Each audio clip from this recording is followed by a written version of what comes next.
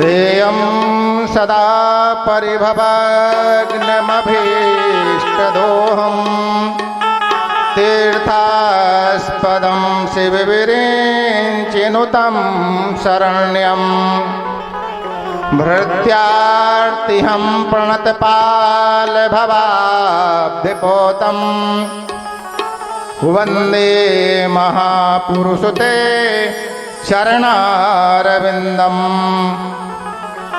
शुक्लां ब्रह्मविचारसारपरमा माद्यां जगद्व्यापिनीं वीणापुस्तकधारिणीमभयदां जाड्यान्धकारापहां हस्ते स्फाटिकमालिकां विदधतीं पद्मासने संस्थितां वन्दे तां परमेश्वरीं भगवतीं बुद्धिप्रदां शारदां कस्तूरीतिलकं ललाटपटले वक्षस्थले कौस्तुभं नासाग्रे वरमौक्तिकं करतले वेणुः करे कङ्कणं सर्वांगे हरिचंदनं सुललितं कंठे च मुक्तावली गोपस्त्री परिवेष्टितो विजयते गोपालचूडामणिः श्री प्राणपुरुषोत्तमाय नमः। श्री व्यासनारायणाय नमः। बोलिए श्री प्राणपुरुषोत्तम भगवान की।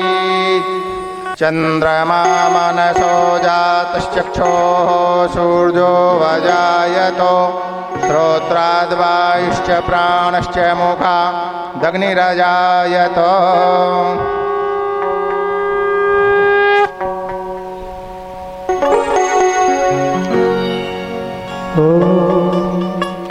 ओम जय शिवोंकार स्वामी हर भज ओंकार ब्रह्मा विष्णु सदा शिव भोले भोलेनाथ महाशिव अर्धांगीधर ओम हर हर हर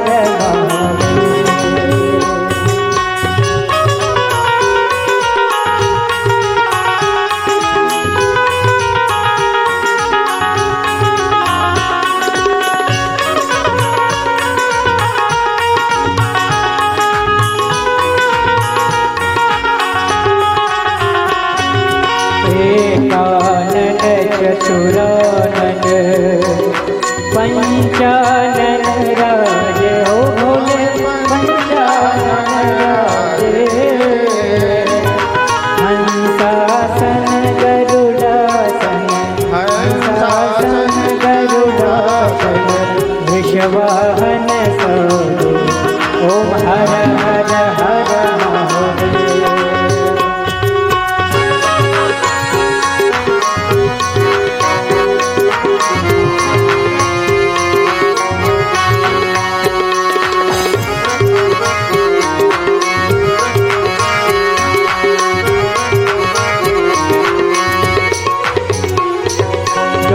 भुज चार चतुर्भुज दस भुज ते सोहे हो बोले दस भुज ते सोहे तीनों रूप निरखता शंकर रूप निरखता त्रिभुवन जन मोहे ओम हर हर हर महादेव।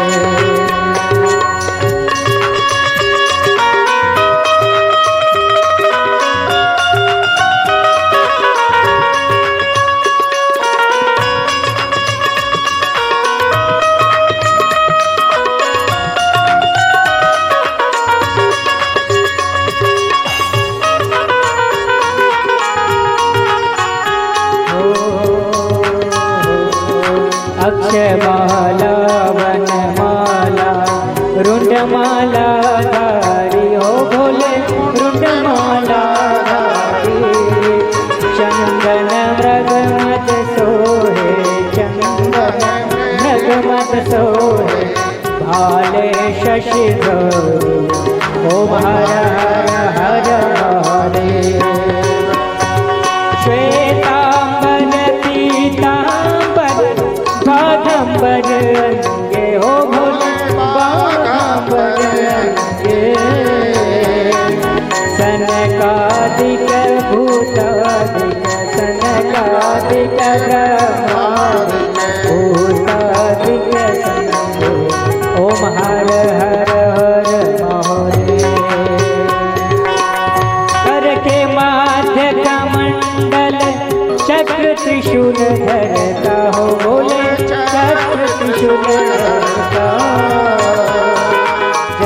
करता जग भरता जग करता जग भरता जग संहार करता ओम हर हर हर महादेव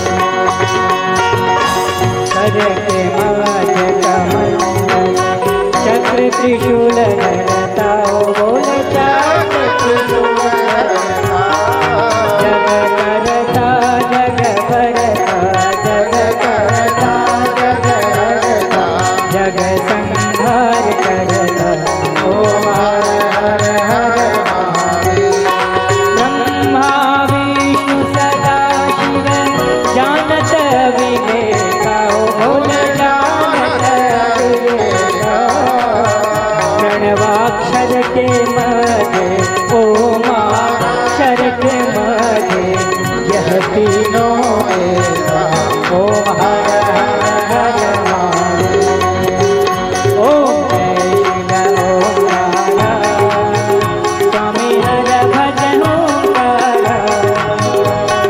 ब्रह्मा विष्णु सदा शिव भोले भोले नाथ महाशिव हर भांगिए गौर ओम हर हर हर महादेव ओम हर हर महादेव ओम हर हर कर्पूरगौरं करुणावतारं संसारसारं भुजगेन्द्रहारं सदा वसन्तं हृदयारविन्दे भवं भवानी सहितं नमामि मन्दारमालाङ्कुलितालकायै कपालमालाङ्कितशेखराय दिव्याम्बरायै च दिगम्बराय नमः शिवायै च नमः शिवाय जलेन शीतलीकरणं देवाभिवन्दनं नीराञ्जनीग्रहणं मन्त्रपुष्पाञ्जलिः ॐ यज्ञेन यज्ञमयजन्त देवास्तानि धर्माणि प्रथमान्यासन्ना तेहनाकं महिमानः सचन्त यत्र पूर्वे साध्याः सन्ति देवाः ॐ एकदन्ताय विद्महे वक्रतुण्डाय धीमहि तन्नो दन्तिः प्रचोदयात् ॐ गणाम्बिकायै च विद्महे कर्मसिद्ध्यै च धीमहि तन्नो गौरी प्रचोदयात् ॐ तत्पुरुषाय विद्महे महादेवाय धीमहि तन्नो रुद्रः प्रचोदयात् नानासुगन्धिपुष्पाणि यथा कालोद्भवानि च पुष्पाञ्जलिर्मया दत्तं गृहाण परमेश्वर श्रीप्राणपुरुषोत्तमाय नमः सर्वेभ्यो देवेभ्यो नमः मंत्रपुष्पाञ्जलिं समर्पयामि। बोलिए प्राण पुरुषोत्तम भगवान की जय, व्यास नारायण भगवान की जय। बड़ा ही सौभाग्य का विषय है, हम सब श्रावण माह के पुरुषोत्तम माह में आपके नगर रहटी में बागवान गार्डन में बैठ कर के संत भगवान के श्री मुख से भगवान भोलेनाथ की पावन चरित्र का कथा का श्रवण कर रहे हैं।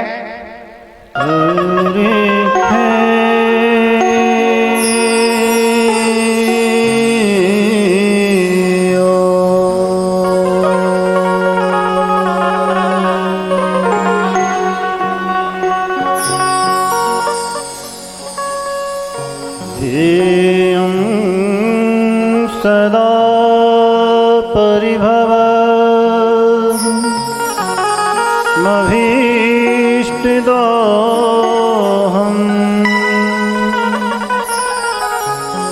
तीर्थास्पदं शिवविरिञ्चिनुतं शरण्यम्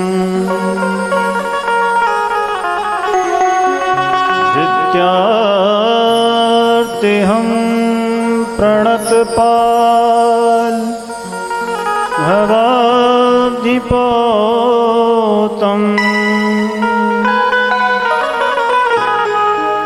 वन्दे महापुरुष ते चरणारविन्दम्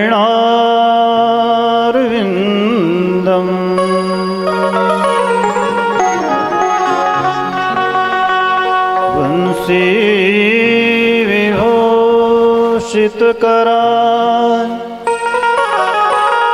नवनीरदान्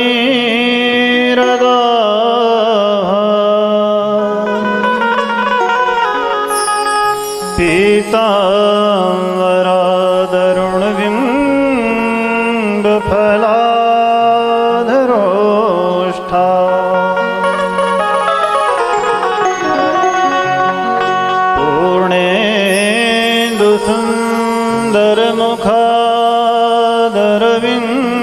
पूर्णेन्दुसुन्दरमुखादरविन्दनेत्रा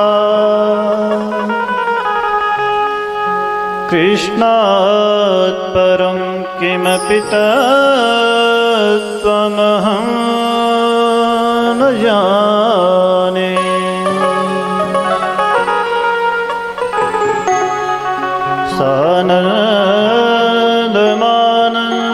सानन्दमानन्दवने वसन्तम्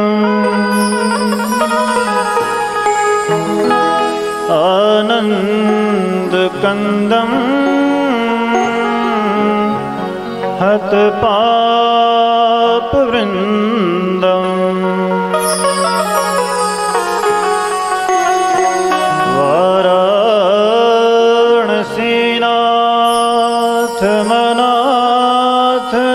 वाराणसीनाथमनाथनाथम्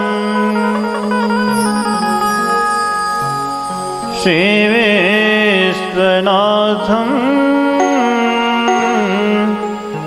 शरणं प्रपद्ये।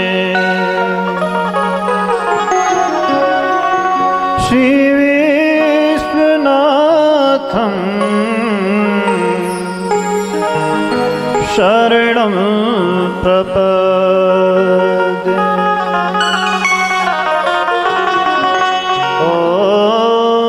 शांति शांति शांति।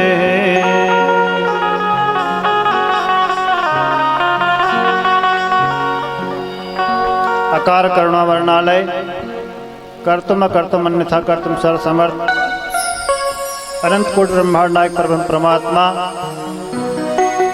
आशुतोष अवडरदानी भूत पावन भगवान श्री काशीनाथ महाराज जी, भगवती जी अन्नपूर्णा माँ एवं अनंत कोट ब्रह्मांड नायिका पराम्बा भगवती श्री राजराजेश्वरी के चरण कमलों में सादर दंडवत बंदन प्रणिपात करते हुए पतित पावनी पुण्य सलीला कल कल निनादिनी माँ भगवती नर्मदा मैया, अनंत बलवंत संत श्री अनंत लाल जी महाराज एवं यहाँ पर आवाह समस्त देवी देवताओं का सादर वंदन करते हुए स्थान देवता ग्राम देवता आदि सभी देवताओं का वंदन करते हुए आह्वान करते हुए प्रातः स्मरणीय अर्चनीय वंदनीय परम पूज्य पाद ब्रह्मलीन श्री सद्गुरुदेव महाराज श्री के श्री चरण कमल का सादर स्मरण वंदन करते हुए मंच पर विराजमान हमारे मूल पाठकर्ता पंडित जी आचार्य श्री विश्वनाथ दुबे जी एवं जपकर्ता पंडित जी धर्मेंद्र शास्त्री जी, समस्त हमारे संगीतक वृंद,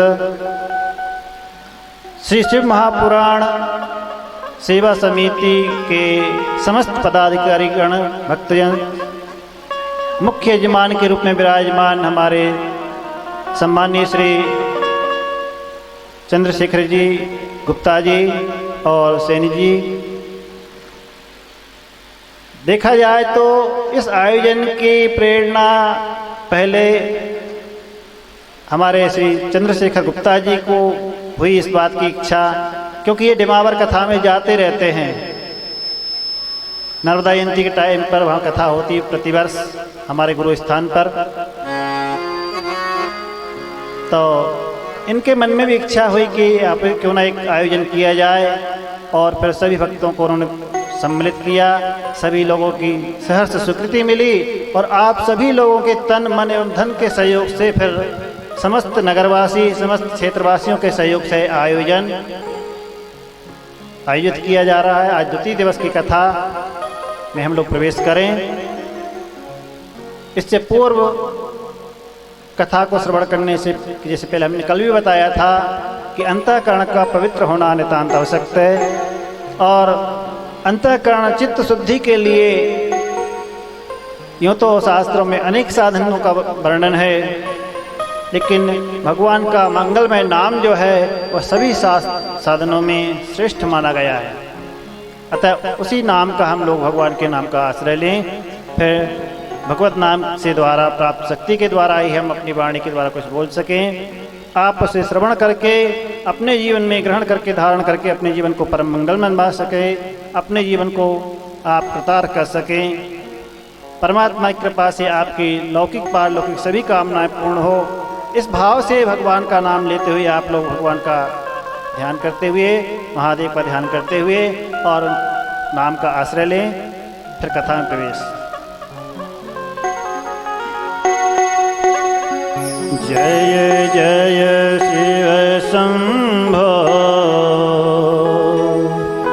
हर हर शिव शंभो, शिव शंभो, हर हर शिव शंभो, जय जय शिव शंभो, हर हर शिव शंभो, जय शंभो, हर हर शिव शंभो, जय शंभो, जय शंभो, हर हर भोले जय शंभो, जय शंभो, जय शंभो, हर हर भोले जय शंभो, जय शंभो, जय शंभो, हर हर भोले जय शंभो, बोले जय शंभो, जय शंभो, हर हर भोले जय शंभो, जय जय शिव शंभो, हर हर शिव शंभो, जय जय शिव शंभो, हर हर शिव शंभो,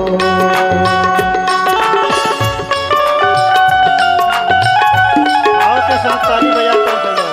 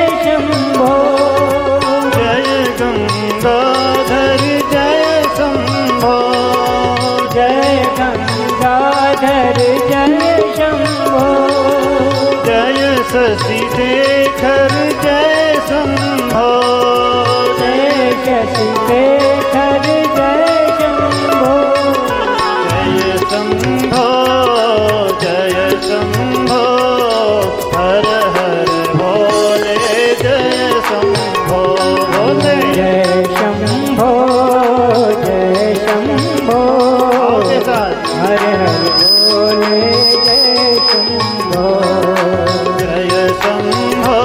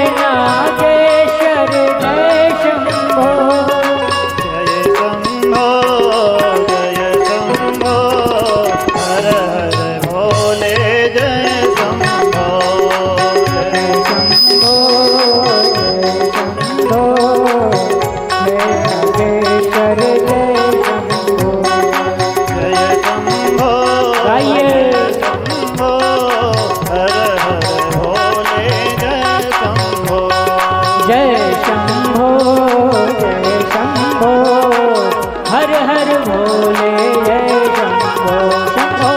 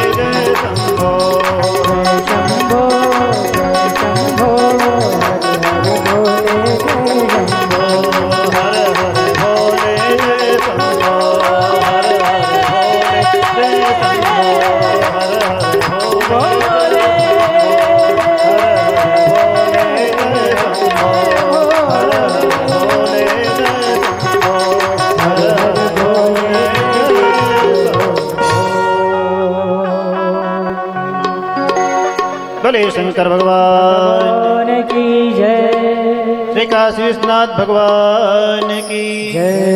श्री अन्नपूर्णा माता की जय। श्री राजराजेश्वरी मैया जय। श्री नर्मदा मैया की जय। श्री हनुमान जी महाराज की श्री सद्गुरुदेव भगवान की जय। सब संतों की जय। सब विप्रों की जय। सब भक्तों की जय। जय जय श्री राधे हर हर महादेव हर हर महादेव हर हर महादेव।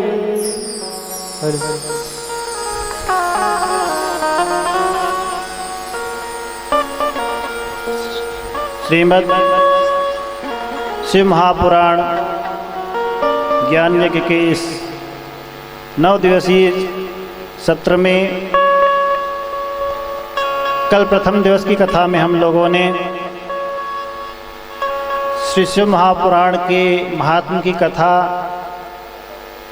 इसके बाद भी कथा प्रथम संहिता में जो विद्येश्वर नाम संहिता उसमें प्रवेश किए, जिसमें भगवान के नाम की महिमा जिस प्रकार से भगवान ने ज्योतिर्लिंग के रूप में प्रकट होकर के ब्रह्मा विष्णु को दर्शन दिया आदि का वर्णन श्रवण किए।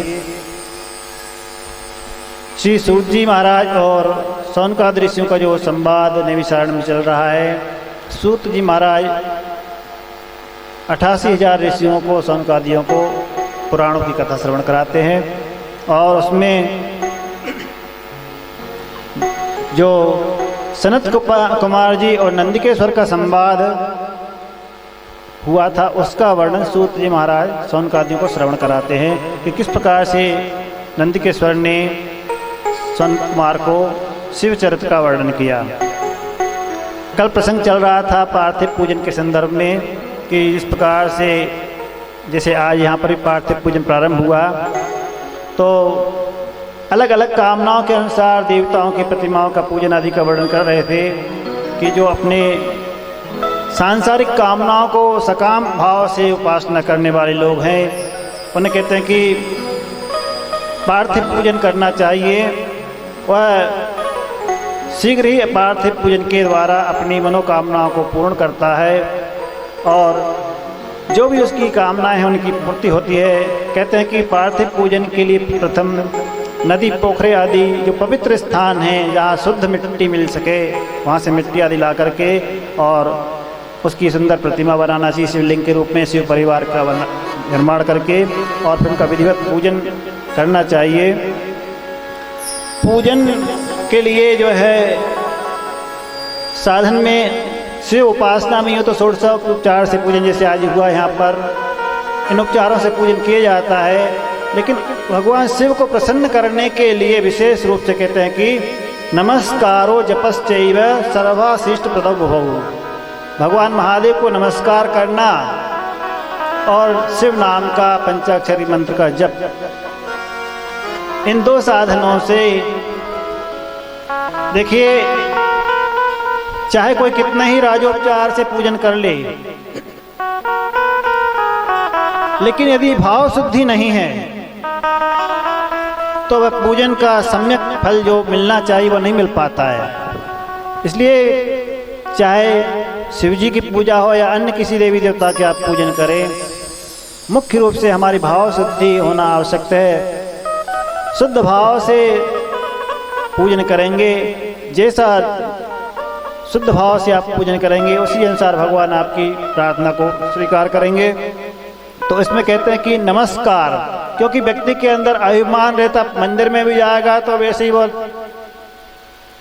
घूम फिर के चले आ जाए, लेकिन किस विधान से जाना चाहिए मंदिर में या कहीं संतों के पास जाए तो अहंकार शून्य होकर के जाना चाहिए। अपना किसी बात का कोई अभिमान रहा, धन का, पद का, प्रतिष्ठा का, मान सम्मान का आदि कोई भाव लेकर के जाएंगे तो उस पूजा का उसके फल नहीं मिल पाता सही रूप से। इसलिए नमस्कार पूर्वक होना चाहिए, क्योंकि दो शब्द हम आपको बताएं, एक नमन और दूसरा मनन।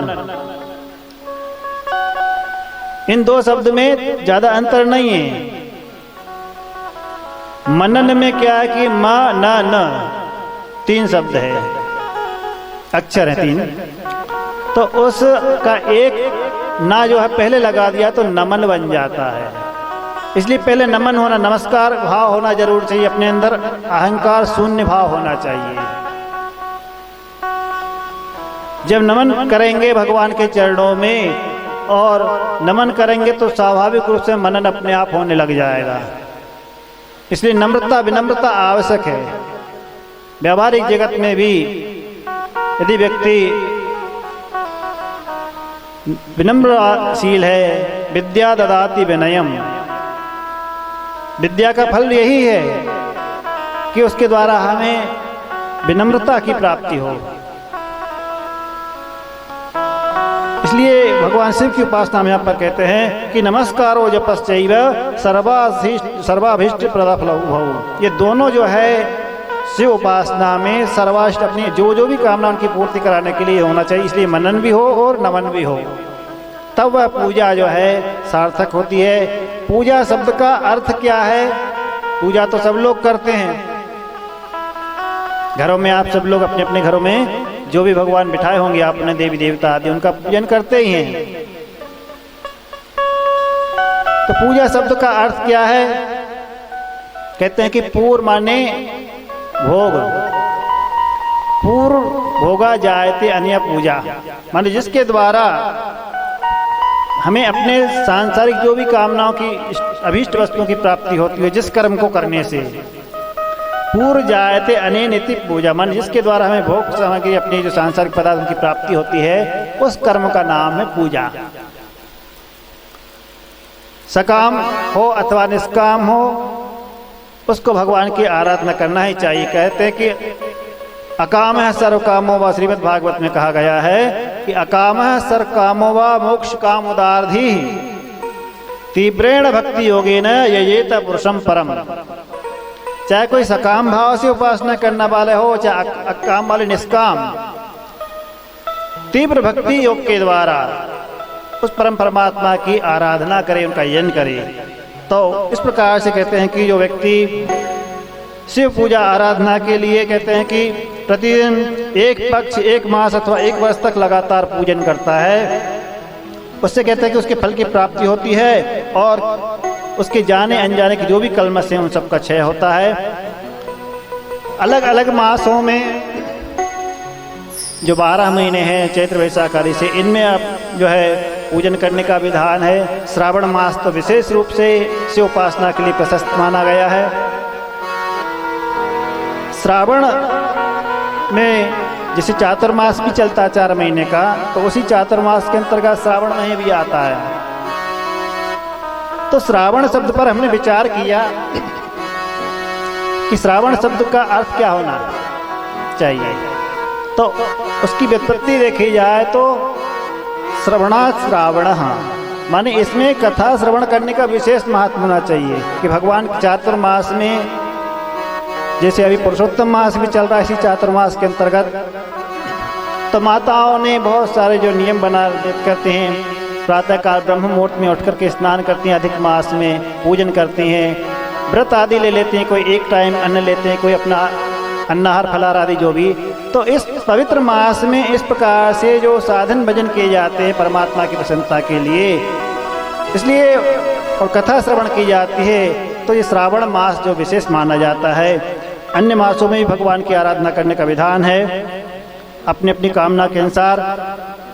और भगवान शिव जो है उनका स्वरूप कहते हैं कि बिंदु नादात्मकम सर्वम जगत स्थावर जंगमम, बिंदु शक्ति शिवो नाद शिव शक्त्यात्मकम जगत। ये संपूर्ण जगत जो है शिव शक्तिमय है। नाद बिंदु इनके वर्णन करते हैं कि नाद जो है शक्ति का स्वरूप है, नाद शिव है और बिंदु शक्ति है। प्रणव में ओंकार में 3 मात्राएं हैं, अकार उकार मकार, और अर्ध मात्रा में नाद बिंदु का वर्णन है। ये प्री तत्व माना जाता है। आगे प्रणव का वर्णन आगे विस्तार से इसकी चर्चा करेंगे। तो इस प्रकार से शिव शक्तिमय जगत है संपूर्ण, और इस शिव शक्ति का स्वरूप प्रतीक रूप ये शिवलिंग माना जाता है। जो ऊपर शिवलिंग बनाते हैं वह शिव का प्रतीक, और नीचे जो जलहरी है वह शक्ति का प्रतीक माना जाता है। इसलिए उस शिवलिंग की उपासना करके एक साथ में शिव शक्ति की उपासना हो जाती है। इस लिंग स्वरूप में के वर्णन में ही कहते हैं कि कल भी इसका स्वरूप का वर्णन आया था, आगे और भी जगह जगह प्रसंग अनुसार वर्णन आएगा प्रणव के स्वरूप का। प्रणव माने ओंकार, तो उसमें कहते हैं कि प्रणव का ही स्थूल रूप पंचाक्षर मंत्र जो आप जप करते हैं भगवान शिव का मंत्र, उसका वर्णन किया, और उसके जप की विधि बताते हैं कि जप किस प्रकार से करना चाहिए। प्रणव शब्द का अर्थ यह है कि प्रामाणिक प्रकृति, प्रोहि प्रकृति जातस्य संसारस्य महोदधे नवम नावाम तरतीति प्रणवम वै विदुर्बुधाः। प्रामाणिक प्रकृति, जो प्रणव में प्रा है उसका मतलब प्रकृति है।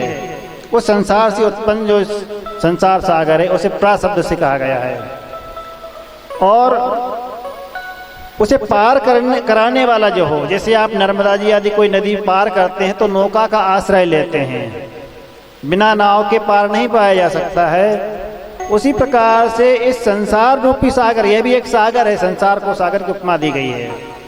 तो इस संसार सागर से पार कराने वाला जो है वो प्रणव कहा गया है।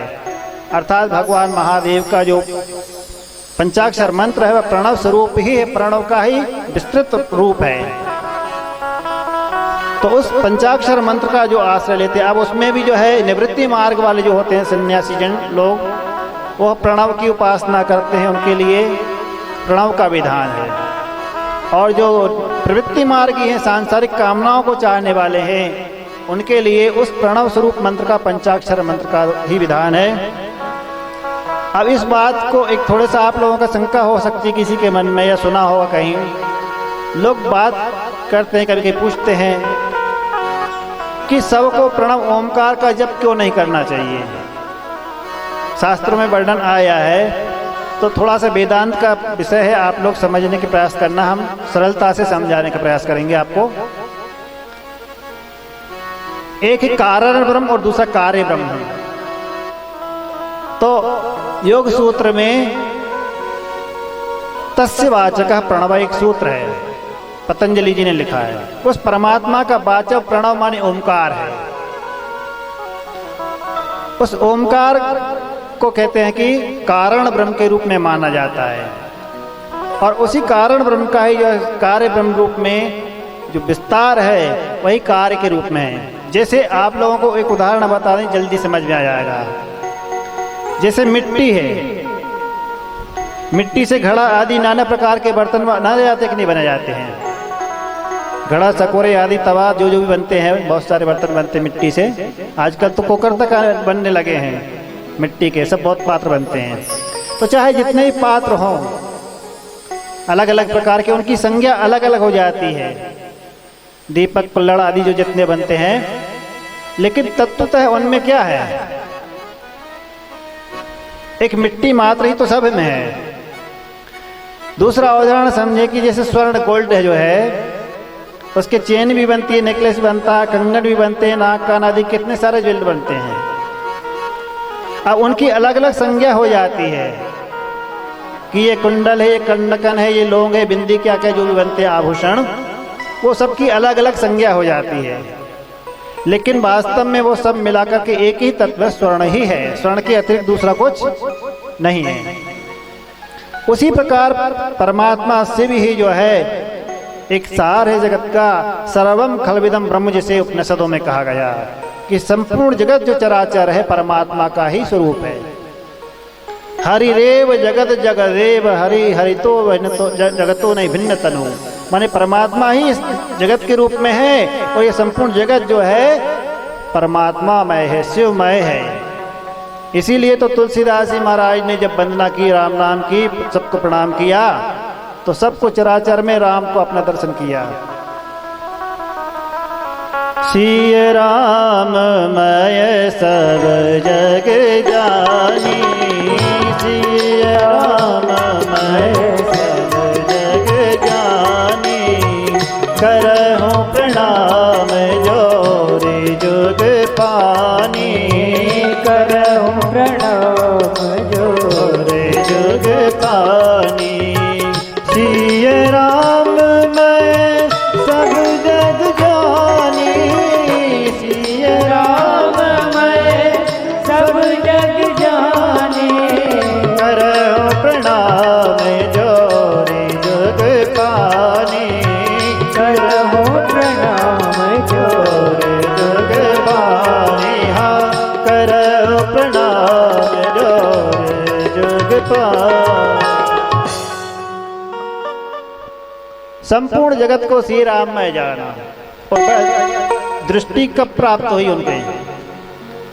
ये जो संपूर्ण जगत को परमात्मामय देखने की, ब्रह्ममय देखने की, अपने सगुण साकार वाले जो भक्त वो राममय, शिवमय देखने वाले की दृष्टि कब मिलती है? वह जब साधक गुरु कृपा प्राप्त करता है, क्योंकि गुरु बिन भवनित तरई न कोई, जो विरंच शंकर सम होई। तो तुलसीदास जी महाराज को जो दृष्टि प्राप्ति हुई सर्वत्र श्री राममय देखने की, वो उन्होंने पहले गुरु की वंदना के लिए श्री गुरु पद नख मन निजोती, सुमृत दिव्य दृष्टि है होती। गुरु की वंदना करने के बाद उन्हें जो दिव्य दृष्टि प्राप्त हुई, तब जो है उन्हें संपूर्ण जगत में, चराचर में, प्राणी मात्र में अपने इष्ट का दर्शन हुआ। कहते हैं ना, जैसी दृष्टि वैसी सृष्टि।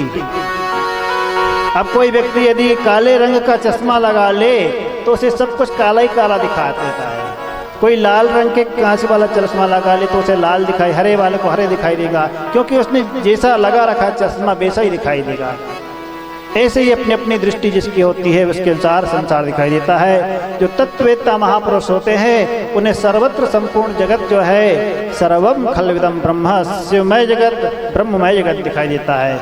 इसलिए फिर वह किसी से जो है देर विरोध नहीं कर सकते। निज प्रभुमय देखें जगत, कहीं सन करहीं विरोध। तो ऐसी दृष्टि प्राप्त करने के लिए कहते हैं कि जो शिव उपासना करते हैं, शिव उपासना में शिव पंचाक्षर मंत्र का जो जप करते हैं, गुरु के द्वारा प्राप्त प्रदत्त जो मंत्र होता है वह शीघ्र फल देने वाला होता है। और क्योंकि मंत्र जो है अन्य मंत्र सुप्त जाते हैं, अर्थात वो जागृत करना पड़ता है उन्हें पुरस्चरण आदि के द्वारा। जैसे आगम शास्त्र में, तंत्र शास्त्र में वर्णन है कि जो मंत्र जितने अक्षरों का, जितने वर्ण वाला होता है, उतने लाख मंत्र जप करने के बाद वह मंत्र जागृत होता है। जैसे पंचाक्षर मंत्र में 5 अक्षर हैं, तो उसका 5 लाख जप करना चाहिए। वैसे तो यह विधान जो है सतयुग आदि के लिए कलौ चतुर्गुणम प्रोक्तम कहा गया कि कलयुग में 4 गुना करना चाहिए, तब जाके वो प्रश्चरण पूरा माना जाता है। तो जितने सामान्यतः जो है जितने अक्षरों वाला मंत्र होता है उतने लाख जप किया जाता है। फिर उसका दशांश जो है हवन किया जाता है। फिर उस हवन के संख्या का दशांश तर्पण, उसका दशांश मार्जन, फिर ब्राह्मण भोजन आदि किया जाता है। इस प्रकार से विधिवत जो जप किया जाता है तब वह मंत्र चैतन्य होता है, जागृत होता है, और फिर उस मंत्र के प्रभाव से आपकी कामनाएं पूर्ण होती है। अब कोई एक माला सटका ले और बस रख दिया, फिर 24 घंटा अपने प्रपंचों में लगा रहे, तो उसे कहाँ से लाभ मिल पाएगा। तो मंत्र को जो है विशेष रूप से जो किया जाता है, तभी कहते हैं कि जप किया जाता है तब वह मंत्र सिद्ध होता है। और कहते हैं कि क्रिया, तप, जप, योग आदि से शिव योगी की 3 प्रकार की क्रिया होती है। तो कहते हैं कि जो क्रिया योगी है और तप योगी है, जो तप करते हैं, और उनमें श्रेष्ठ माना जाता है जप योग। क्योंकि गीता में भगवान ने जहाँ अपनी विभूतियों का वर्णन किया है, उनमें अन्य यज्ञों की अपेक्षा जप यज्ञ को अपनी विभूति बताया है। यज्ञा नाम जप यज्ञोस्मि, कहते हैं मैं संपूर्ण यज्ञों में जप रूपी यज्ञ हूँ। तो इस जप यज्ञ की, जप नाम जप की बड़ी महिमा बताई है कि वो जप करके शीघ्र ही वह अपनी कामना पूर्ण करता है। कहते हैं कि जप योगो मध्वक्षे गदतः सुनता दुजा, जप योग का वर्णन करते हैं। और उसमें जो पंचाक्षर मंत्र में नमः पद को पहले लगाया जाता है, पूर्ण मंत्र का उच्चारण नहीं किया जाता, अलग अलग भाव में उच्चारण करने को दोष नहीं है। तो एक पद उसका है नमः, उस नमः शब्द का कहते हैं कि पद का पहले उच्चारण किया जाता है, और बाद में शिव पद में, शिव अक्षर में चतुर्थी विभक्ति लगा करके व्याकरण के अनुसार शिवाय बनता चतुर्थी में। इस प्रकार से जो है पंचाक्षर मंत्र बनता है, उसका जो जप करता है दीक्षा पूर्वक। और ऐसा भी शास्त्र की मर्यादा कि जिनको यज्ञोपवीत आदि संस्कार हो जाता है वह प्रणव सहित लगा सकते हैं, तो वह षडक्षर मंत्र बन जाता है। और जिनको यज्ञोपवीत संस्कार नहीं है वो शिव पंचाक्षर मंत्र का जप करें। माताओं के लिए विधान आ गया, आगे और भी आगे महादेव जहाँ वर्णन करेंगे पंचाक्षर मंत्र का, उन्हें कहते हैं कि जो नमः पद है उसे बाद में लगाना चाहिए, पहले शिवाय बोलना चाहिए। इस प्रकार से पंचाक्षर मंत्र का जप करना वर्णन किया। और उस मंत्र के भी कहते हैं कि 10 प्रकार के संस्कार होते हैं। जब मंत्र चेतन किया जाता है तो 10 प्रकार के उनके संस्कारों को किया जाता है, तो वह मंत्र शीघ्र प्रदान फल देता है। उनमें 10 प्रकार के संस्कारों में जनन, दीपन, बोधन, ताड़न, अभिषेचन, विमलीकरण, जीवन, तर्पण, गोपन और आप्यायन, इस प्रकार के 10 प्रकार। उनका कभी जो विस्तार से, कभी साधक जो होते हैं प्रश्न करना चाहते, उन्हें अलग से बताया जा सकता है इन सब के बारे में विस्तार से, यहाँ कथा प्रसंग में संभव नहीं है। तो इस प्रकार से 10 प्रकार के जो संस्कार से संपन्न मंत्र होता है वह शीघ्र फल देने वाला होता है। उसका कहते हैं कि पंचाक्षरम पंचलक्षण जपेत शिव मनोस्मरण, उस 5 अक्षर वाले मंत्र का बोले 5 लाख जप करना चाहिए।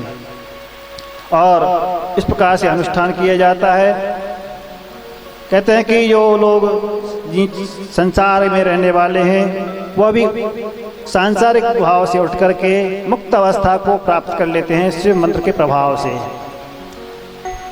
संसार में रहते हुए भी वह इस सांसारिक प्रपंच से बंधन में नहीं बन पाते हैं। उनका मन असंग भाव से रहता संसार में, जैसे जल में कमल रहता है ना, रहता तो जल में ही है, लेकिन वह कितना ही आप उस पर जल की धारा डालिए या जल में डुबा दीजिए, वो कमल का पत्ता कभी गीला नहीं होता है। अन्य वृक्षों के पत्तों को आप जल डालें उन पर या डुबोएं जल में, तो गीले हो जाते, जल का स्पर्श हो जाता है। लेकिन कमल एक ऐसा है संसार प्रकृति में, कहते हैं कि वह कभी जल में लिप्त नहीं होता है। इसलिए भगवान ने विरक्त के लिए कहा गीता में कि पद्म पत्र मेवाम भसा, माने संसार में रहे तो कैसे जल में कमल की तरह है। तो जो जीवन मुक्त महापुरुष होते हैं वो रहते तो संसार में ही हैं। हम सब लोगों के जैसे उनका रहना पीना खाना पीना सारी क्रियाएं होती हैं, लेकिन इन सब में रहते हुए भी, संसार में रहते हुए भी असंग भाव से रहते हैं। और शिव की कहते हैं कि जो शिव स्वरूप मंत्र है, पंचाक्षर मंत्र, उसका जो जप करता है वो जप करने वाला साधक जो है स्वयं शिव स्वरूप ही माना जाता है। कहते हैं कि शिवस्य भक्तस्य भेदो नास्ति शिवो ही सह।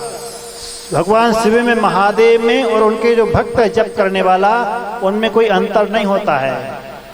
उपास्य उपासक भाव, जो उपास्य में भाव होता है वही भाव उपासक के अंदर आ जाता है, अर्थात वह स्वयं भी शिव स्वरूप ही हो जाता है। और जो शिव भक्ति की कहते हैं कि निंदा करते हैं वह बहुत घोर पाप में जाते हैं। इसलिए कभी किसी शिव भक्त को किसी उसकी निंदा नहीं करना चाहिए। कदाचित किसी ने, अभी आगे भस्म का वर्णन भी आएगा, यदि कोई ने त्रिपुण धारण किया भस्म का और जा रहा तो कहीं कोई लगे यदि उसे व्यंग करे बड़े भक्त बने जा रहे हो, ऐसी आलोचना नहीं करना चाहिए, बड़ा दोष लगता है। बल्कि सबको त्रिपुण का धारण करना चाहिए। आगे भस्म की महिमा आएगी, वहाँ वर्णन करेंगे। तो इसी भस्म वर्णन में जो है कहते हैं कि प्रत्येक साधक को साउथ में आप जाएंगे तो देखेंगे कि वहाँ पर माताएं भी भस्मी धारण करती हैं, त्रिपुंड लगाती हैं। चाहे मनुष्य मात्र को, पुरुष हो, महिला हो, सधवा हो, विधवा हो, बाल वृद्ध, सबको जो है कहते हैं कि भस्म धारण करना चाहिए। और शिव उपासना में ही उसका फल क्या है कि ये संसार में बंधन और मोक्ष जो है, उन सारे बंधनों से मुक्त होकर के परम पद की प्राप्ति कर जाते हैं। क्योंकि संसार में बांधने वाले जो है माया, उस मायाकृत जो गुण हैं, सत्व रज तम, 3 प्रकार के जो गुण, उन गुणों से बंधा हुआ जीव ही बंधन को प्राप्त होता है, बार बार जन्म मरण के चक्कर में रहता है, फिरता है। और इन तीनों गुणों से जो परे हो जाता है, गुणातीत अवस्था को प्राप्त कर लेता है, वह पर जीते जी मुक्त हो जाता है। तो अपना जो मन है उसे ही बंधन और मोक्ष का हेतु मानना चाहिए। कहते हैं कि उपनिषद का मंत्र है मन ए मनुष्याणाम कारणम बंध मोक्षयो।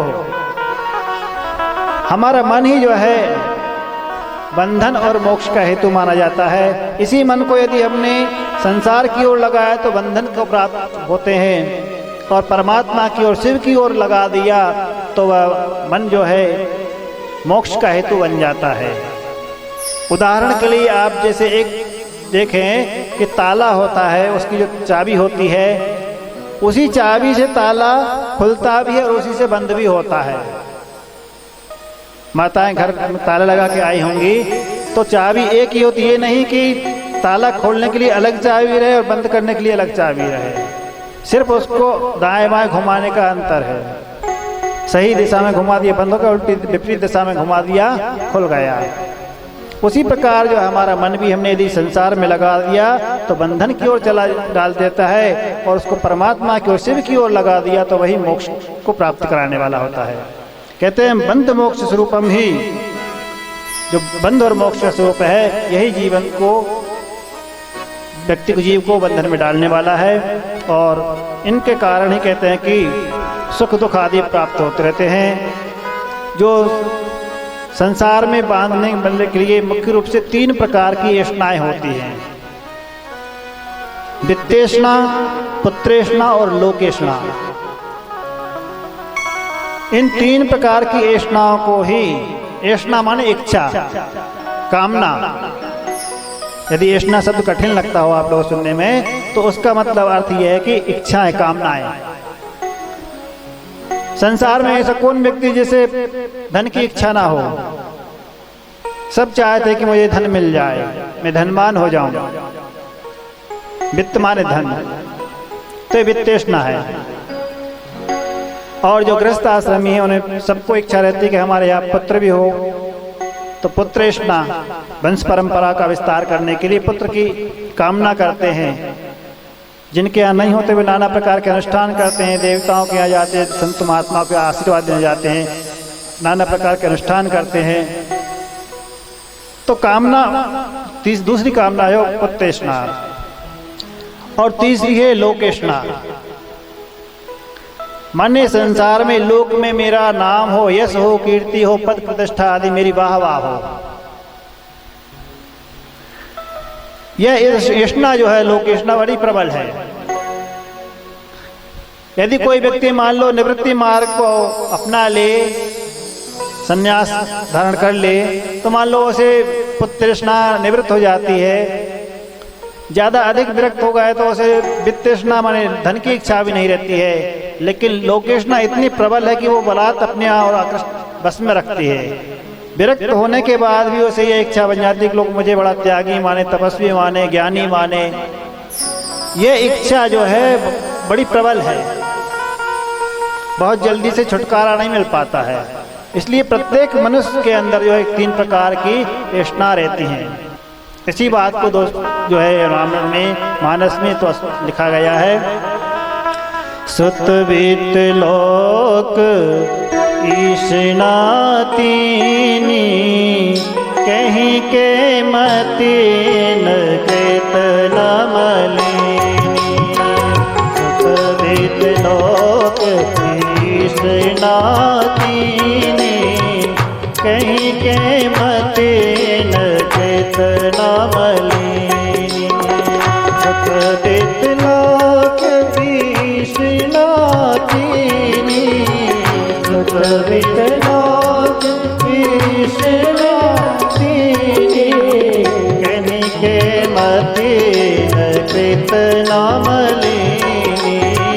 कहीं के मतीन केतना मलिनी।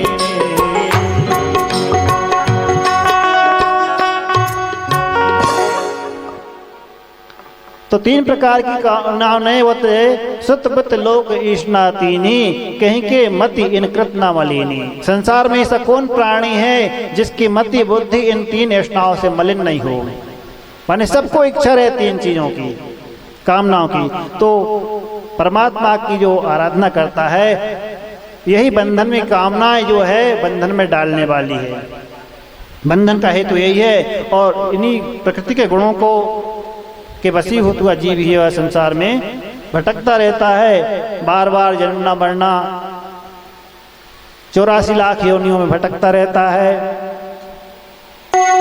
और परमात्मा जब जीव पर कृपा करते हैं तब 84 लाख योनि के अतिरिक्त जो हमें मनुष्य शरीर मिला है, ये 84 लाख योनियों से अलग है। एक उदाहरण आपको बताएं कि एक जैसे कोई नेत्रहीन अंधा व्यक्ति था, एक किले के अंदर भटक रहा था और उस किले में बहुत सारे द्वार थे। बड़ी ऊंची दीवार थी, लेकिन अलग उसके बहुत सारे द्वार लगे बने हुए थे। लेकिन सारे द्वार के कपाट जो थे, दरवाजे बंद थे। मात्र एक द्वार, मुख्य द्वार जो था वह खुला हुआ था। अब वो नेत्रहीन व्यक्ति था, सूरदास, वो इधर उधर, क्योंकि परकोटा बड़ा था, अब थोड़ी दूर दाएं जाए, थोड़ी देर बाएं जाए, थोड़ी देर आगे पीछे घूमे, लेकिन वो दीवार तक भी नहीं पहुंच पा रहा था। कभी कदाचित पहुंच भी दीवार पर पहुंच जाए तो दरवाजा बंद मिले उसे। अब वो इसी प्रकार से उस परकोटे के अंदर, किले के अंदर घूमता रहा, परेशान हो रहा था, कहीं मार्ग नहीं मिल रहा था बाहर जाने के लिए। तब कहते हैं कि एक सज्जन पहुंचे और उन्होंने कहा कि सूरदास जी ऐसा कीजिए, आप इस दीवार को पकड़ते पकड़ते हुए घूमते हुए जाइए, दीवार का आश्रय लेते हुए। एक हाथ में छड़ी थी, दूसरी हाथ से बोले कि आप पकड़ते हुए जाइए और चलते चलते आप खुले द्वार के पास पहुंच जाएंगे। वैसे तो आपको मालूम नहीं पड़ेगा आगे पीछे दाएं बाएं कैसे जाएंगे, लेकिन आप दीवार का आश्रय लेते जाएंगे तो आगे चल के आपको खुला द्वार मिल जाएगा। और उन सज्जन के बताए अनुसार वह चलने लगा। जब खुले द्वार के पास पहुंचा, उसी समय संयोग से एक हाथ से तो क्या छड़ी पकड़ी हुई थी, दूसरे हाथ से दीवार को सहारा लिया था। उसी समय कहते हैं कि उसके चेहरे पर कोई मक्खी आदि बैठी और जो उस हाथ से दीवार छोड़ करके चलता भी रहा, खुजलाहट करने लगा अपने चेहरे पर। चलते चलते वो खुला द्वार पीछे रह गया, आगे बढ़ा तो फिर वही बंद द्वार मिल गया। वो जब तक पूरा चक्कर ना लगा के आएगा द्वार पर, तब तक वो है बाहर नहीं जा सकता। तो ये तो एक उदाहरण है, दृष्टांत है। यही गति हम सबकी है, जीव मात्र की। मानो ये संसार सागर ही क्या वो किला के समान है, और जो बंद दरवाजे है वे माने 84 लाख योनियों के रूप में हैं, क्योंकि अन्य सब भोग योनियां हैं, उनके द्वारा योग की प्राप्ति नहीं हो सकती। मनुष्य शरीर ही एक ऐसा है जिसके द्वारा परमात्मा की प्राप्ति की जा सके। मानो वह एक खुले द्वार के समान है,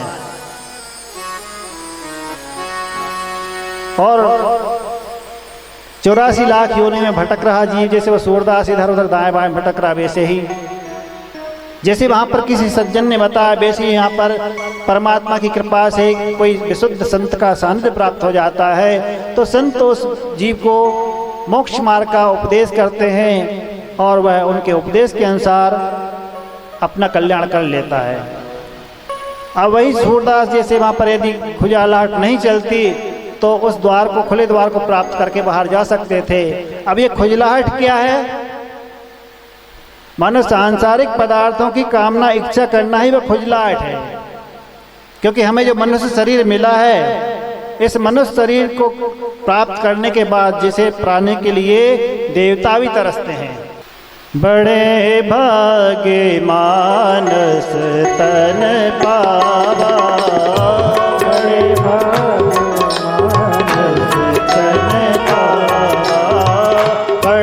भाग्य मानस तन पावा, बड़े भाग्य मानस तन पावा। सुर दुर्लभ सब ग्रंथ गावा, दुर्लभ सब ग्रंथ गावा। साधन धाम मोक्ष कर द्वारा, साधन धाम मोक्ष कर द्वारा। पाए न जेहि परलोक सवारा, पाए न जेहि परलोक सवारा, पाए न जेहि परलोक सवारा। तो परमात्मा से जो है देवता लोग भी देव दुर्लभ शरीर प्राप्त किया हम लोगों ने। बड़े भाग्य मानस तन पावा, सुर दुर्लभ, देवताओं के लिए भी दुर्लभ है। आज देवता लोग भी आप लोगों के भाग्य की सराहना कर रहे होंगे, क्योंकि स्वर्ग में जो है स्वर्ग के सुख तो मिल जाएंगे, वहाँ पर सुधा पान करने के लिए दिव्य दिव्य भोग तो मिल जाएंगे, लेकिन ये कथा अमृत वहाँ पर नहीं मिल सकती है। स्वर्ग का अमृत अमर बना सकता है आप पीने वाले को, लेकिन ये कथा रूपी अमृत जो है ऐसा अमृत है जो देवताओं के लिए दुर्लभ है। क्योंकि स्वर्ग का अमृत जो है वो पुण्यात्माओं को प्राप्त होता है, पापात्मा को नहीं। और वह भी जब देह त्याग करके यहाँ से जाएंगे स्वर्ग में तब मिलेगा, पहले नहीं। लेकिन ये कथा रूपी अमृत जो है, चाहे कोई पुण्यात्मा हो चाहे कोई पापात्मा हो, कोई भी हो, यदि बागवान गार्डन में आ जाए तो उसे कथा अमृत मिल ही जाएगा। भगवान की दिव्य कथा सुनने को मिल ही जाएगी, इसी शरीर में यहीं रहते रहते मिल जाएगी। दूसरी बात, विशेषता यह है कि स्वर्ग का जो अमृत है वो पुण्य को क्षीण करने वाला है, और कथा रूपी अमृत जो है वो पुण्यों को बढ़ाने वाला है, कलमशों को नष्ट करने वाला, पापों को नष्ट करने वाला है। कलमशापहम। तो इस प्रकार से जो कथा है वह परमात्मा की कृपा से प्राप्त हुई है, इसके लिए देवता लोग भी तरसते हैं। तो जो है सुर दुर्लभ सब ग्रंथ गावा, मनुष्य शरीर के लिए जो है देवता लोग भी तरसते हैं, क्योंकि इसे साधन धाम कहा गया है। सारे साधनों का धाम कहा गया है। और कहते हैं कि जो व्यक्ति यदि इस प्रकार से परमात्मा कृपा से प्राप्त मनुष्य शरीर को प्राप्त करने के बाद भी अपना कल्याण नहीं करता है, सो परत्र दुख पावहीं सिर दुर्धन पछताए, काल ही कर्म ईश्वर ही मिथ्या दोष लगाए। तो बाद में क्या है कि फिर पछताता है कि हमें काल का दोष देता कि समय नहीं मिला, समय अनुकूल नहीं था हमारा, कर्म को दोष देता, हम क्या करें, हमारे ऐसे कर्म ही नहीं थे। और यहाँ तक कि भगवान को भी नहीं छोड़ता, ईश्वर ही मन में परमात्मा को भी जो है क्या करें, भगवान की हमारे ऊपर कृपा नहीं हुई। ऐसा नहीं माना चाहिए। परमात्मा की कृपा तो उसी दिन हो गई जिस दिन हमें मनुष्य शरीर मिला। परमात्मा की कृपा में कोई कमी नहीं है, वो तो सबके ऊपर समान ऊपर बरस रही है। ये भी नहीं कि किसी के ऊपर ज्यादा किसी के ऊपर कम। जैसे सूर्य नारायण की किरण है सबके ऊपर बराबर पड़ती है, वर्षा में बरसात होती है, आपके घर भी उतना ही गिरता पानी, पड़ोसी के घर भी उतना ही गिरता है। अब कोई व्यक्ति बड़ा टब रख दे, बर्तन पात्र रख दे, तो उसके यहाँ इकट्ठा ज़्यादा जल हो जाता है। कोई एक बाल्टी रखेगा, उसके यहाँ एक ही बाल्टी जल इकट्ठा स्टोर होगा। कोई यदि लोटा गिलास रख दे उतना ही होगा। बरसात तो खूब हुई, समान रूप से मूसलाधार वर्षा सबके घर हुई, लेकिन जितना हमारा पात्र था उतना ही जल हमारे पास प्राप्त हुआ। ऐसी परमात्मा की कृपा आहरने सब प्राणी मात्र पे बरसती है। समो हम सर्वभूते, भगवान कहते सव मम प्रिय सव मम उपजाए। कोई भगवान का प्रिय और अप्रिय वाला भेद ही नहीं है, लेकिन उस कृपा को, करुणा को जो ग्रहण करने वाले हैं वही कर पाते हैं। जितनी हमारी पात्रता है उतना ही प्राप्त होता है। तो ऐसे शरीर को प्राप्त करके भी कहते हैं कि जो देव दुर्लभ है उसे प्राप्त करने के बाद भी यदि अपना आत्मोद्धार नहीं करता है तो वो व्यक्ति कहते हैं कि आत्मघाती के समान माना जाता है। और उससे बड़ा दुर्भाग्यशाली कोई नहीं, क्योंकि सारे जीव जो है देवता लोग, देवलोक भी एक भोग योनि है, सिर्फ मनुष्य योनि जो है वो कर्म योनि है। पुण्यों का फल भोगने के लिए देवलोक में जाया जाता है, पापों के फल भोगने के लिए नरक आदि या कुकर सुकर कीट पतंग आदि नीच योनियाँ हैं, 84 लाख योनियाँ, उनमें भटकना पड़ता है। और जो मिश्रित कर्म वाला होता है परमात्मा से कृपा करके एक बार मौका दे देते हैं कि इसे मनुष्य शरीर दिया जाए और ये अपना आत्मकल्याण कर सके। ऐसे देव दुर्लभ शरीर को प्राप्त करने के बाद भी कहते हैं कि यदि व्यक्ति नहीं भजन करता है तो उससे बड़ा दुर्भाग्यशाली और कोई नहीं माना जाता है। आप सब बड़े भाग्यशाली हैं, परमात्मा की कृपा से इस समय यहाँ पर भगवान की कथा श्रवण कर रहे हैं और अपने मन को आप लोगों ने भगवान में लगा रखा है। भगवान की कथा बड़े दत्त चित्त होकर श्रवण कर रहे हैं। बिना परमात्मा की कृपा के आवत यही सारी अति कठिनाई, राम कृपा बिनु आई न जाई। जब कृपा होती है तभी इस कहते हैं कि सत्संग रूपी सरोवर में आकर के जीव आता है और कथा सुन करके अपने जीवन को मंगलमय बनाता है। इसलिए अपने मन को जो है परमात्मा में लगाए, हरि चरणों में लगा ले है ध्यान तू मत वाले, हरि चरणों में लगा ले तू ध्यान है मत वाले, हरि चरणों में लगा ले तू ध्यान है मत वाले, हरि चरणों में लगा ले तू ध्यान मत वाले। ये धन दौलत नहीं तेरे, ये धन दौलत नहीं तेरे, ये धन दौलत नहीं तेरे, है साथ जाने वाले, हरि चरणों में लगा ले ध्यान तो मत वाले, हरि चरणों में लगा ले तू ध्यान मत वाले।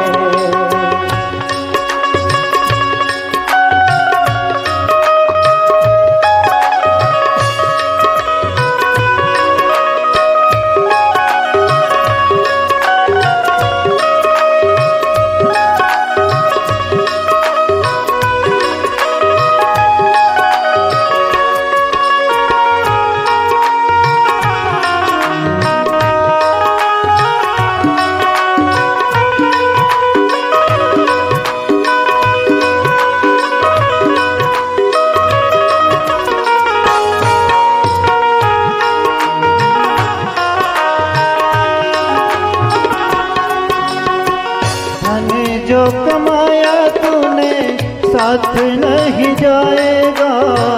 धन जो कमाया तूने साथ नहीं जाएगा। धन जो कमाया तूने साथ नहीं जाएगा। धन जो कमाया तूने साथ नहीं जाएगा। अंत समय में तेरे काम नहीं आएगा। अंत समय में तेरे काम नहीं आएगा। अंत समय में तेरे काम नहीं आएगा। अंत समय में तेरे काम नहीं आएगा। नाम हरि का जप ले, नाम हरि का जप ले। नाम हरि का जप ले, कुछ ध्यान तो लगा ले, हरि चरणों में लगा ले। ध्यान तो मत वाले, हरि चरणों में लगा लो तो ध्यान मत वाले।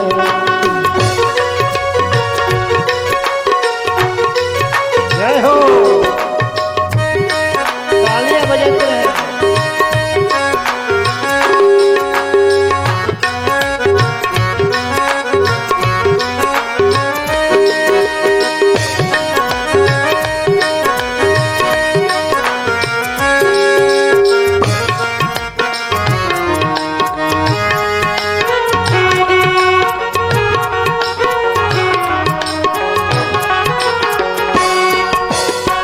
जीवन में पल भर तूने नाम नहीं गाया है। जीवन में पल भर तूने नाम नहीं गाया है। जीवन में पल भर तूने नाम नहीं गाया है। जीवन में पल भर तूने नाम नहीं गाया है। सुत बीत जाया में ही मन को लगाया है। सुत बीत जाया में ही मन को लगाया है। ओ सुत बीत जाया में ही मन को लगाया है। सुत बीत जाया में ही मन को लगाया है। शेष रहा ये जीवन, शेष रहा ये जीवन। हाँ शेष रहा ये जीवन, अब ध्यान तो लगा ले, हरि चरणों में लगा ले। ध्यान तो मत वाले, हरि चरणों में लगा लो तो ध्यान मत वाले।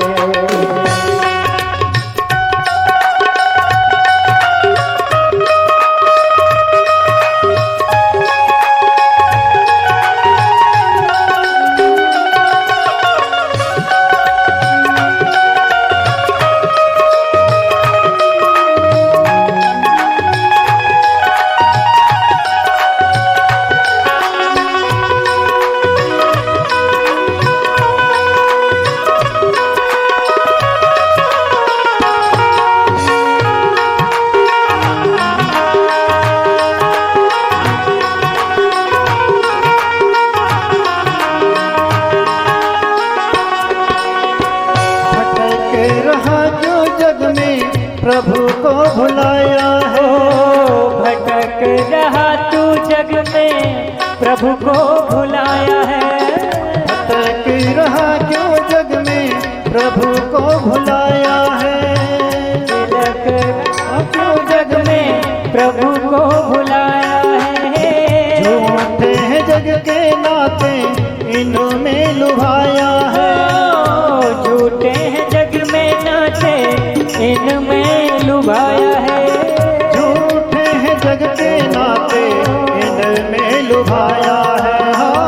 झूठे हैं जग में नाते इनमें लुभाया है। मोहन सा में सोया, हाँ मोहन सा में सोया, अब ध्यान तो लगा ले, हरि चरणों में लगा ले। ध्यान तो मत वाले, हरि चरणों में लगा लो, ध्यान तू मत वाले। ये धन दौलत नहीं तेरे, ये धन दौलत नहीं तेरे, साथ जाने वाले हरि चरणों में लगा ले।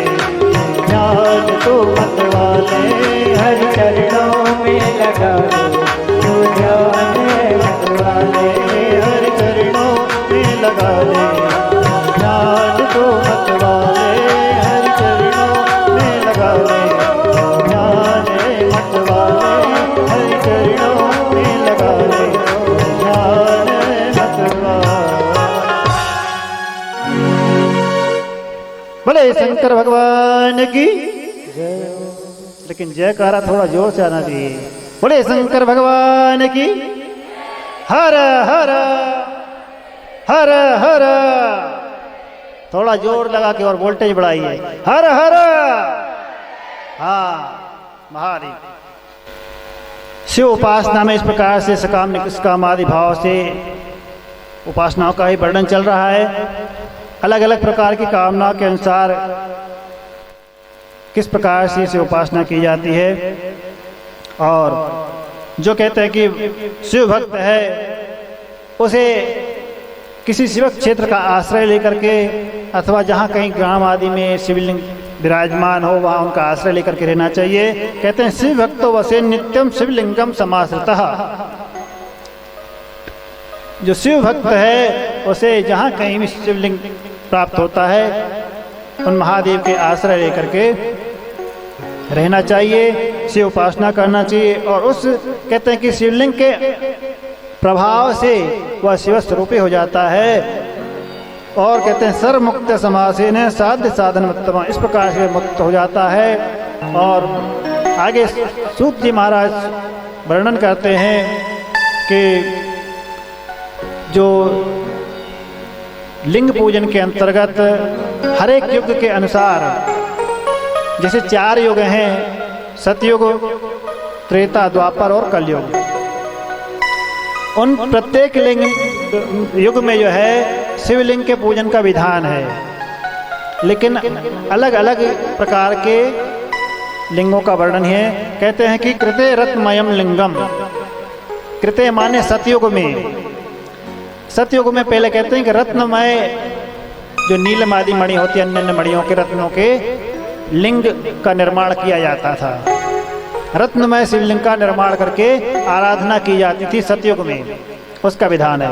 और त्रेतायाम हेम संभवम, त्रेता युग में कहते हैं कि स्वर्ण, हेम माने स्वर्ण, सोना, स्वर्णमय शिवलिंग की विधान है त्रेता युग में। द्वापरे पारदम श्रेष्ठम, द्वापर युग में कहते हैं कि पारद शिवलिंग के निर्माण करके उपासना करने का श्रेष्ठ महात्मा बताया गया है। और कलयुग में कहता है कि पार्थिवम तु कलौ युगे, कलयुग में पार्थिव लिंग मान जो मिट्टी आप लोगों ने बनाया, जैसे यहाँ पर महादेव, पार्थिव पूजन का विशेष महात्मा कलयुग में बताया है। तो हम लोग कलयुग में है। देखिए कलयुग में कितनी अच्छी सुलभ होता, कहाँ रत्न ही प्राप्त करने जाएंगे, उतना सोना कहाँ होगा, लेकिन मिट्टी तो मिल ही सकती है सब जगह सुलभ। महादेव का निर्माण करके, शिवलिंग का निर्माण करके सहज ही पार्थिव पूजन किया जा सकता है। इस प्रकार से अलग अलग कामना के अनुसार कहते हैं कि पार्थिव लिंग का जो पूजन करे, और पार्थिव पूजन करने कहते हैं जो करता है उसे त्रिकाल में पूजन करना चाहिए। त्रिसंध्यम यो जपेन लिंगम कृत्वा विलवेन पार्थिवम, कहते तीनों कालों में जो है त्रिकाल संध्याओं में जो शिवलिंग का निर्माण करके उपासना करते हैं। बिल्वपत्र का विशेष रूप से महात्म्य बताया जाता है। यूँ तो नाना प्रकार के जो ऋतु के अनुसार फूल पुष्प आदि प्राप्त होते हैं उन्हें चढ़ाना चाहिए, लेकिन बिल्वपत्र का कहते हैं शिव पूजन में विशेष रूप से महत्व है। और वह बिल्वपत्र कहते हैं कि कैसा भी हो वैसे अखंड होना चाहिए, लेकिन भगवान शिव को विशेष प्रिय है। यदि कदाचित किसी अवस्था में नहीं भी प्राप्त होता है अखंड बिल्वपत्र, तो जो खंडित हो वैसे भी चढ़ाने में कोई दोष नहीं है।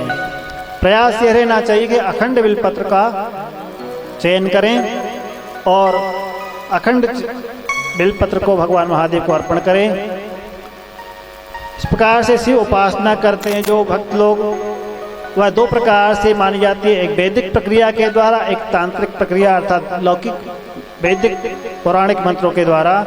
तो जो जिनका वैदिक पूजा में अधिकार वे वैदिक विधि विधान के अनुसार करते हैं, अन्य लोग जो है आगम के अनुसार तांत्रिक प्रक्रिया के अनुसार करते हैं। कामना भेद से कहते हैं कि शिवलिंग के पूजन का इस प्रकार से विधान बताया गया है।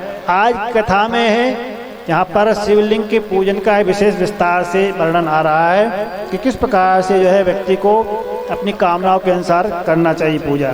कहते हैं कि मोक्ष की कामना करने वाले व्यक्ति को 1 करोड़ पार्थिव लिंग का पूजन करना चाहिए। 1500 माने 1500 पार्थिव लिंगों का पूजन करना चाहिए। और बंधन से छुटकारा मिल जाता है उसे। राज भय से कहते हैं कि मुक्ति पाने के वाले व्यक्ति को 500 शिवलिंगों का निर्माण करके पूजन करना चाहिए। जो व्यक्ति दरिद्रता से माने गरीबी से छुटकारा पाना चाहता है उसके लिए कहा गया कि वह 5000 शिवलिंग का निर्माण करके पूजन करे। दारिद्र्य पंचसहस्रम माने दरिद्रता दूर करने के लिए 5000 जो है शिवलिंग का निर्माण करके आराधन करे। और आयुतम सर्व कामदम माने 10,000 पार्थिव लिंग का निर्माण करके संपूर्ण कामनाओं को, जिसकी जो भी कामना हो उन सबको पूर्ण किया जा सकता है। इस प्रकार से अलग अलग प्रकार की कामनाओं के अनुसार शिवलिंग के उपासना का वर्णन है। जो व्यक्ति पुत्र कामना के अनुसार आराधना करना चाहता है वह कहते हैं कि अपुत्र पंचसहस्रम सहस्राणी प्रकारे। पुत्रहीन व्यक्ति यदि पुत्र इच्छा चाहता है तो वह कहते हैं कि 1000 शिवलिंग का निर्माण करके पूजन करे। और कन्या की प्राप्ति करने वाला कहते हैं कि 10,000 लिंग का अर्चन करे। इस प्रकार से अपनी अपनी कामनाओं के अनुसार जो पूजन करता है। और कहते हैं कि अकेले शिवलिंग के पूजन करने मात्र से संपूर्ण कहते हैं कि समग्र पूजा का फल प्राप्त हो जाता है, चराचर की पूजा हो जाती है। लिंगार्चिते अर्चितम सर्वम जगत स्थावर जंगमम माने एक शिवलिंग की महादेव की पूजा कर लेने मात्र से सभी देवों का पूजन हो जाता है, संपूर्ण माना लिया जाता है। इस शिवलिंग के पूजा का उपासना का महत्व बताया है। और कहते हैं कि इस प्रकार से उपासना में ही बहुत विस्तार से वर्णन करने के बाद बताते हैं कि चाहे कोई किसी वर्णाश्रम में स्थित हो, ब्राह्मण क्षत्रिय शूद्र वैश्य आदि किसी आश्रम में हो, वह सब कहते हैं कि उनको अपने अपने अधिकार के अनुसार शिव का पूजन करना चाहिए, पार्थिव लिंग का निर्माण करके पूजन करना चाहिए। और अन्य पूजन कहते हैं कि किमुक्तो बहुतेन मुनिया स्त्रीणाम अपनी तथान्यतः अधिकारोस्ति सर्वेषां शिवलिंगार्चने ध्वजाः माने मनुष्य मात्र को शिवलिंग की आराधना पूजा उपासना करने के लिए अधिकार है। माताओं को भी प्राप्त है वह अधिकार, वह भी पूजन कर सकते हैं शिवलिंग का। कोई लोग जैसे आप लोगों ने सुना होगा कहते होंगे कि शिव जी पर चढ़ाया हुआ निर्माल्य ग्रहण नहीं करना चाहिए, भक्षण नहीं किया जाता है। लेकिन वह विधान जो शिव दीक्षा में दीक्षित नहीं है अथवा वैष्णव वाले उनके लिए है। साउंड ठीक करो। शिव भक्त के लिए उनका विधान है, उसका अधिकार है।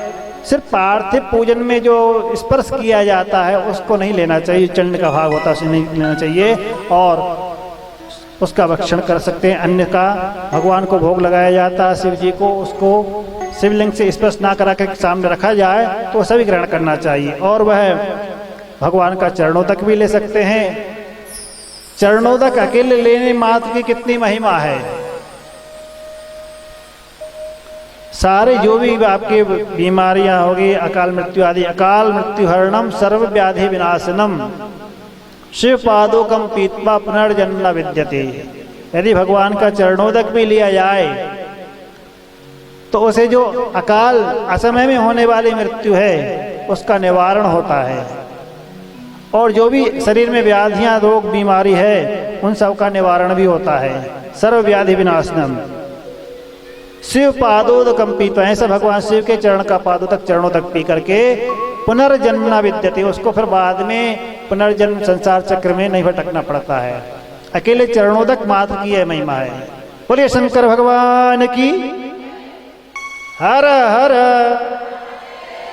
थोड़े से और नीचे बोलो जरा, ज्यादा बोल दिए थोड़े जोर से ना। हर हर हर हर महादेव। शिव पूजा में कहते हैं कि जो नाना प्रकार के शिवलिंग बनाए उनमें बाणलिंग अर्थात जो नर्मदा जी में आप नर्मदेश्वर प्राप्त होते हैं उन्हें बाणलिंग कहा जाता है। अलग प्रकार से कहते हैं कि और भी दूसरे हैं, बाणलिंग, लोहलिंग, रसलिंग, स्वयंभूलिंग, इस प्रकार से जो है शिवलिंग बनाते हैं। और यदि कहते हैं कि जो कोई ब्रह्महत्या भी जिसे लगी हो वह व्यक्ति भी कहते हैं कि पवित्र हो जाता, शिवलिंग के निर्माल को धारण कर लेता है। तो ब्रह्म अपि शुचिर भूत्वा निर्माल्यम धारेत यस्तु धारेत, जो व्यक्ति कहते हैं कि भगवान महादेव के निर्माल को ग्रहण कर लेता, धारण कर लेता है, वह यदि ब्रह्महत्या भी उसमें लगी हो तो ब्रह्महत्या जैसे महापातक भी उसके निवृत्त हो जाते हैं। कहते हैं कि चंडाधिकारो यत्रास्ति तत्र भोक्तव्य न मानवहि, जहाँ चंड का अधिकार होता है वहाँ का कहते हैं कि निर्माल नैवेद्य को ग्रहण नहीं किया जा सकता है, अन्य सबको लिया जा सकता है। बाणलिंगे चलो है, कहते बाणलिंग जो है नर्मदेश्वर है उनमें इसका कोई निषेध नहीं है, और लोहलिंग आदि में उनमें चंड का अधिकार नहीं माना जाता है। उनका जो नैवेद्य है, निर्माल है, चरणोदक उसे लिया जा सकता है। इस प्रकार से कहते हैं कि चरणोदक अकेले का महात्मा है। और शिव पूजन में बिल्व वृक्ष के लिए कहते हैं कि महादेव स्वरूपोयम बिल्व वृक्षो देवई परिसुतः। सारे देवताओं ने भी कहते हैं कि बिल्व वृक्ष की स्तुति की है, क्योंकि वह शिव स्वरूप ही है। बिल्व वृक्ष हमारे यहाँ भारतीय संस्कृति में सनातन धर्म की यह विशेषता है कि वृक्षों को भी देव स्वरूप मान करके उनकी पूजा की जाती है। गंगा आदि नदियों को भी उनकी पूजा की जाती है। बिल्व वृक्ष को इतना उसका महत्व है कि उसका एक स्तुति स्तोत्र बना गया बिल्वाष्टकम के नाम से। बिल्वाष्टक में 8 श्लोक मंत्र हैं। उनमें पहला मंत्र है त्रिदलम त्रिगुणाकारम त्रिनेत्रम च त्रयावधम त्रिजन पाप संहारम एक बिल्वम शिवार्पणम। माने त्रिदल वाला 3 पत्ते वाला होता वृक्ष बिल्वपत्र जो है वो 3 गुणों का प्रतीक है।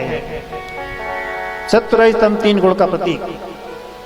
त्रिदलम त्रिगुणाकारम त्रिनेत्रम, भगवान महादेव के जैसे 3 नेत्र वाले हैं उनका स्वरूप माना गया है। त्रयायुधम माने भगवान महादेव का जो त्रिशूल है, त्रिशूल में भी 3 शूल है ना, इसलिए उसे त्रिशूल कहा जाता है, उसका स्वरूप भी माना गया है।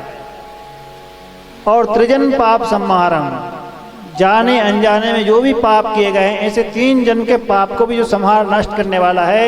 यदि ऐसा कोई व्यक्ति एक बिल्व भगवान महादेव को अर्पण कर देता, एक बिल्वम शिवार्पणम, ऐसी बिल्व वृक्ष की महिमा है। और यह बिल्व वृक्ष जो है इसमें ब्रह्मा जी का भी वास है, भगवान विष्णु नारायण का वास भी है और महादेव का वास भी है। माने 3 in 1, तीनों का इसमें वास माना जाता है। उसी बिल्वाष्टक में कहा गया है कि मूलतो ब्रह्म रूपाय, माने मूल में जड़ में जो है मूल भाग में ब्रह्मा जी का वास माना जाता है बिल्व वृक्ष के। और मध्य तो विष्णु रूपणे, मध्य में जो तना भाग है उस तने में कहते हैं भगवान नारायण का वास माना जाता है। अग्रतः शिव रूपाय, और ऊपर जो शाखाएं हैं पत्र आदि उन सब में शिव का वास माना जाता है, शिव स्वरूप माना जाता है। एक बिल्वम शिवार्पणम, ऐसा उसकी महिमा है। और यह बिल्व वृक्ष की उत्पत्ति